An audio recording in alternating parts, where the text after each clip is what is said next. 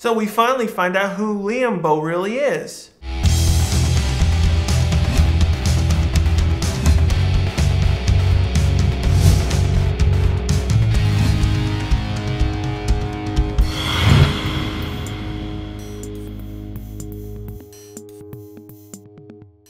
Hey guys, and welcome to another Ranger Reddit. Of course, everyone knows I'm Archer9234. Today I'll be discussing episode 23 from Power Rangers Mystic Force, titled Heirs Apparent Part 1.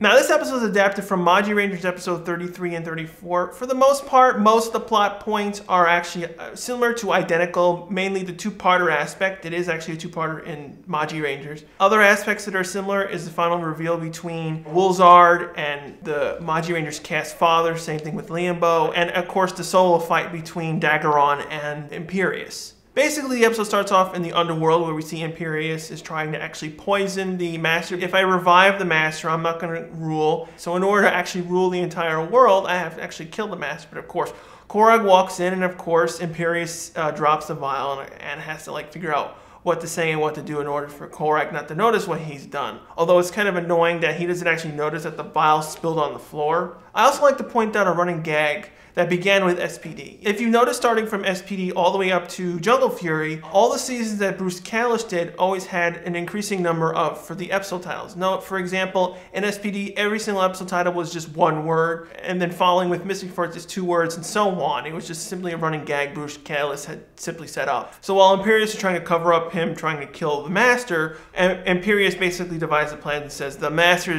summons Korag to get the legend powers from the Power Rangers at this point in order to release him. And of course, Korag is going to obey any command from the Master, and of course he sets out into his journey. So eventually we head back to the Power Rangers, and we actually see Nick and Daggeron are actually training, and they do a special training where magic is not allowed, and they only use wooden swords, similar to Kendo. While Daggeron and Nick are actually fighting, we actually get a cool moments between all the cast members. We see Udana with the main cast members having a fun time explaining everything, and Xander, Chip, and Vita are all betting on who's going to win.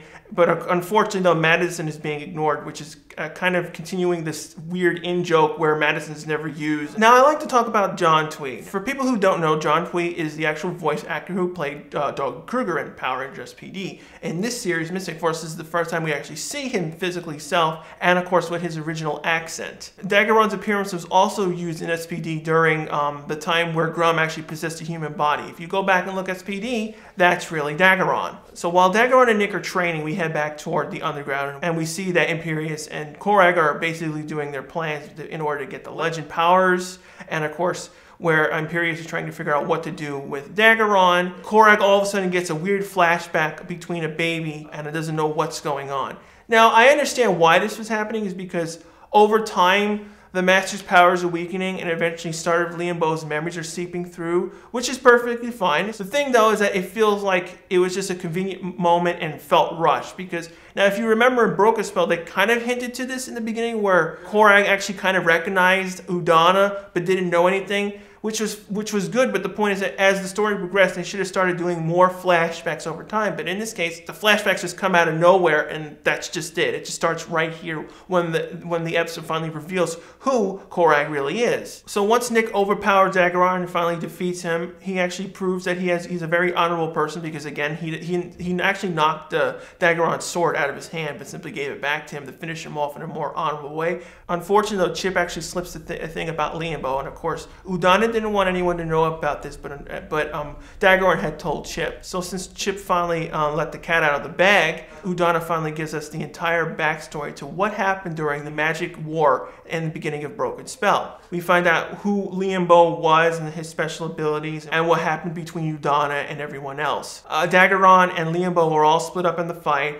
Eventually, Liambo was fighting the Master head-on and was captured, unfortunately, while Daggeron was, of course, betrayed by their former friend. We don't really get a bigger explanation of the past Power Rangers were for the Mystic Force powers, and we do find out that Udana and Liambo had a child together. That child was the main focal point of the fight, mainly because he's a combination between two magical beings, and we're going after the baby to kill him. Now, we also figure out what happened to the baby, because we see that Phineas was actually at the fight during that scene, grabbed the baby and sent him through the Earth portal. We actually don't get an explanation of how the Earth portal opened up. It was just there, and we seeing Liambo fight, but we also get also backstory what happened when Claire's mother actually closed the door. We saw that Liambo sacrificed himself, or obviously trapping himself inside with the master or buying everyone else extra time. Unfortunately, it didn't help because the previous Mystic Force Rangers died in the battle. After we finally get the big story, we see that Nick was being contacted by Korag, and of course he's letting on everyone specific rules and stuff that they have to do. Basically, Korag is challenging the Mystic Four Rangers, and of course Imperius is challenging Daggeron, both in separate 2 locations. So of course the Mystic Four Rangers head to Korag, while Daggeron with his Solar Streak Megazord heads toward where Imperius is. We find out what Korag's goal is to actually get the legend powers. Now pretty much the same plot points are happening in the Magiranger episode. Wolzard is actually doing this in the Super Sentai episode, and of course when we head to where Daggeron is, we see that he's in some sort of different realm where we see it's a bunch of sand, and we see that Imperius comes in. Now basically the same thing happened in Super Sentai. Mamie did the exact same thing with Hikaru, and we see that Imperius is trying to do that one more, oh, I saw my bad ways, and of course is trying to convince Daggeron. He's trying to go back to their side again, and of course Daggeron's not going to believe it. It just feels totally bogus. But even then, Daggeron lowers his guard right at that moment. Imperius obviously doesn't have any kind of honor and actually throws sand at him. The thing that was weird though, he didn't actually throw sand, he threw lightning at him. Obviously, eventually Imperius and Daggeron begin their fight. We head back to the Mystic Force Rangers, and we see that they're still fighting Korag and pretty much holding their own because, again, since they have their legend power, they've powered up and are able to deal with Korag. And unfortunately, Imperius is too strong for Daggeron, forces Daggeron to use his Solar Streak Megazord. Unfortunately, this was the part of the main plan. When the Solar Streak actually uses his finisher move, the Furnace Blast, Imperius actually absorbs the entire Megazord's power source. Once Jinji and Daggeron were actually thrown out of the Solar Streak, we see that Imperius invokes a forbidden spell that's basically reviving all of the main enemies that Liambo has killed over the years, and finally creating a new monster called Chimera. Now this is very unique in Power Rangers case because this is one of the very few times we actually use the original monster's name in the Japanese version. In Magiranger, this monster was called a Chimera. I also like to point out that this story point is actually very similar to what happened in the second season of Digimon. If you remember, there was a monster called Chimeramon, and it pretty much had a similar appearance. And so unfortunately, since Chimera is a combination of all the various hated souls and of course the Solar Streak's power, he simply overpowers Daggeron. Daggeron and Jinji were separated, and of course Imperius, a villain actually using his brain, actually is going to try to kill Daggeron. We see that he uses his full power on his weapon, and we see him attack Daggeron full on. But we do see a glimpse of Jinji flying toward Daggeron, and we just see Daggeron blow up. Once Daggeron is finally out of the way, Imperius sends Chimera to where Korag's fight and simply attacks the Rangers head-on. Since again, Chimera is a combination of multiple power sources, they overwhelm the Legend Rangers all at once. And of course, Korag doesn't like this because he'd rather fight honorable, but another monster coming into the fight doesn't feel very honorable to him. Of course, Imperius orders Korag to send the Rangers into the underworld. And this is the time where I wish the Rangers would have just screwed it and simply used one of the Megazords, because in this point, it's like, yes, the Rangers are always outmatched, and of course, since Zordon's been long since dead, none of the Rangers ever follow that code of never escalating a fight. So in this case, I really wish they actually had used the Megazord and just simply try to fight the monster, because at least they may have not been captured. Once the Rangers are actually sucked into the underworld, they demorph and of course are immediately captured, and we find out that Imperius is going to suck out their legend powers in order to bring back the Master. So while this is going on, Udana is trying to figure out where the Rangers went and is trying to use her globe on the table to figure out what's going on. She eventually figures out that they've been sucked inside the underworld, and really there's not much Claire and Udana can do except for one specific thing: use a book of spells that are forbidden. And we find out basically if she does use this, she loses her magical powers right then and there. But unfortunately, since there's no other option,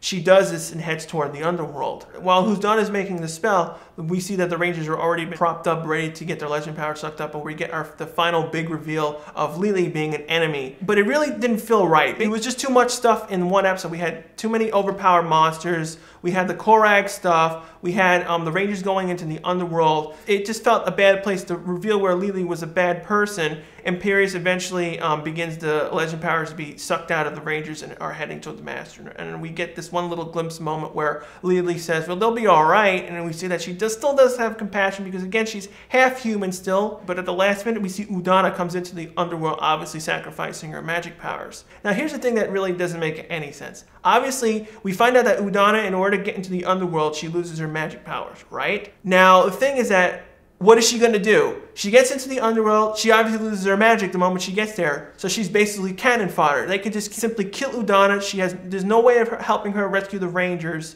and it's just simply there to get killed along with them. But unfortunately, though, Imperius actually takes the advantage, again, being a smart villain, and is going to kill Udana with, obviously, the Mystic Force Rangers. And at the last minute, Korag is having extensive flashbacks between Udana and, of course, the Mystic Force Rangers, and eventually finally breaks free of the Master's spell, and we see that Korag is Liambo. Now, overall, I thought this episode was really okay, actually. Mainly because this episode didn't feature, of course, Nick. These episodes actually treated Dagron as the main lead for these episodes, which is really unique and very rare. Also, we finally get nearly a full, complete backstory during the original Magic War. And, of course, the big reveal between Korag and Liambo. Now, of course, this major plot point, Liambo being Korag, was pretty much figured out right then and early. Now, I saw Mystic Force before Magiranger, and I got this. Now, mainly because of the one clue that they gave off in the beginning.